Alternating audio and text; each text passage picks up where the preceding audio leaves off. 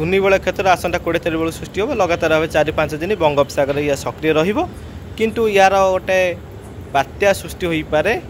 पश्चिम प्रशांत महासागर या धीरे धीरे दक्षिण चीन सागर को आसब परवर्ती पर्यायर यह वियतनाम म्यांमार कि बांग्लादेश ही बंगोपसागर पड़ार संभावना रही ये जो लघुचापटी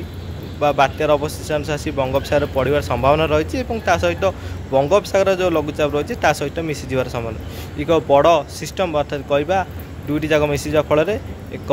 अवपात कि गभीरवत रूप नहीं पारे जेहेतु मौसम बायु चली बात्यार संभावना क्षीण किंतु जदि से लघुचापटी गभीर समुद्र मध्य 72 घंटा पर्यंत ये रुहे बंगोपसागर रे तापशक्ति बहुत मात्रा अधिक रही गोटे लघुचाप को द्रुत गति शक्तिशाली करें हुए तो गोटे छोट धरण बात्या सृष्टि हो साइक्लोन स्टर्म रूप नहीं पारे किंतु प्राथमिक आम आकलन एक अवपात कि गभीरपात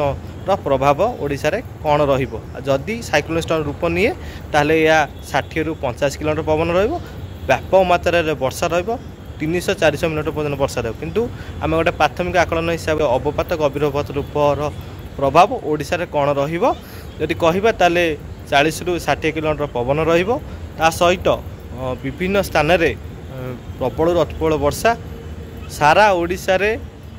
बड़ बड़ नदी रे बन्या आशंका बड़ कौन छोट कौन सबू नदी रे बन्या आशंका को एड़ाई दि जाए नपारे 24 तारिख ରୁ 30 तारिख मध्य सतर्क रुहतु एवं सजग रुहतु एक बड़ वर्षा को एवं ता सहित जदि कहबा ताले विभिन्न नदी रे बन्या आशंका मध्य एड़ाई दि जाए नपारे 6-7 राज्य प्रभाव पकई पारे पश्चिमबंग झारखंड एवं छत्तीसगढ़ मध्यप्रदेश तेलंगाना आंध्र प्रदेश व्यापक मात्रा रे प्रभाव पकई पारे आसुवा लघुचाप बात्यार अवशेषांश व्यापक मात्रा प्रभाव पकई पारे